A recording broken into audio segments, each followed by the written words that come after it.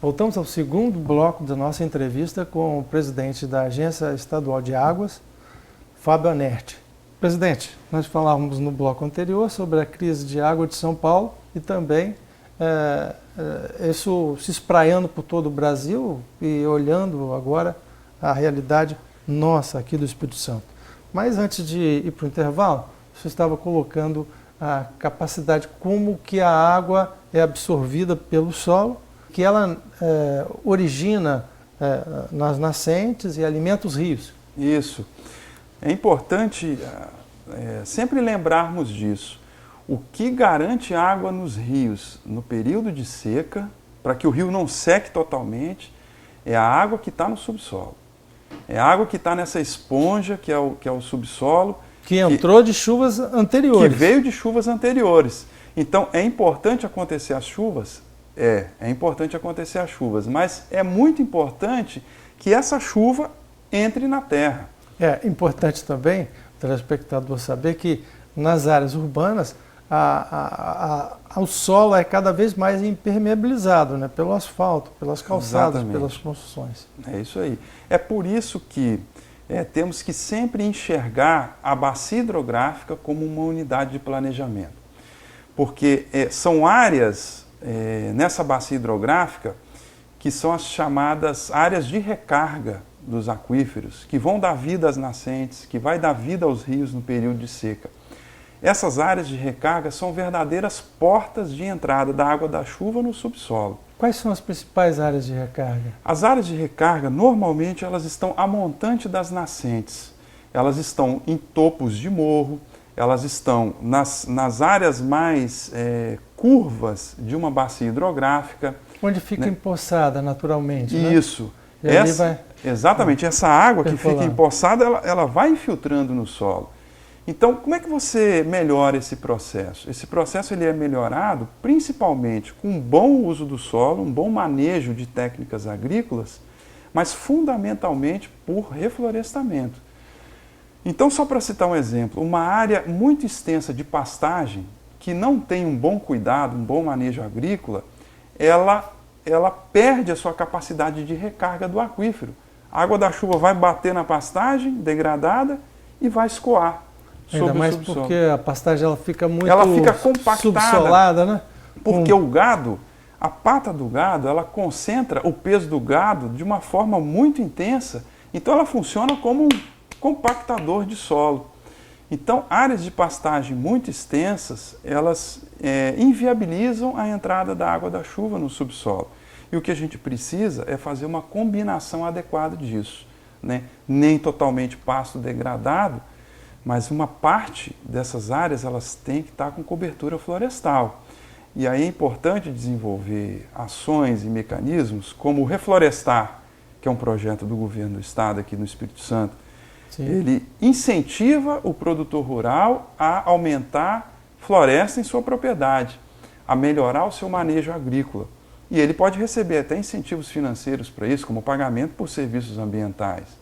Então, a conta é muito simples. Nós precisamos de ter um pouco mais de floresta nas áreas de recarga das bacias hidrográficas, para que a gente tenha mais infiltração da água da chuva no subsolo e para que a gente tenha os níveis dos rios no período da seca em valores compatíveis com a necessidade de água da população e Sim. dos processos produtivos. Essas são medidas a médio e longo prazo que vão garantir uma sustentabilidade, né, no regime hidrológico de uma bacia hidrográfica. Em paralelo a isso, tem que serem adotadas obras de infraestrutura hídrica, né? Como, por exemplo, o caso de São Paulo, que a gente começou falando por ele, vai ter que ter novos reservatórios lá em São Paulo. Vão ter que se ampliar os reservatórios, porque o sistema Cantareira já foi demonstrado na prática que ele não aguenta uma crise dessa proporção. E não há uma garantia 100% de que daqui a 2 anos São Paulo não venha passar de novo por uma seca tão severa. Ou pior, né? Ou pior, é possível que ela venha. Aqui no Espírito Santo, nós já passamos por secas severas. É verdade, níveis... a população às vezes não se lembra disso, porque ocorre em períodos cíclicos, né? Assim Sim. como o ciclo hidrológico, né? Isso. E nós temos uma população sempre muito maior do que há décadas passadas. Claro, né? Claro.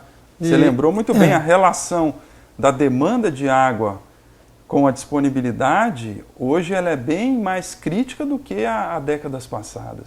E até o tipo das cidades também, né? Se desenvolveu. Antigamente você tinha os calçamentos com paralelepípedos, pelo menos permitiam que infiltravam, favoreciam maior, né? a infiltração de água. Agora, em qualquer lugar totalmente impermeabilizado.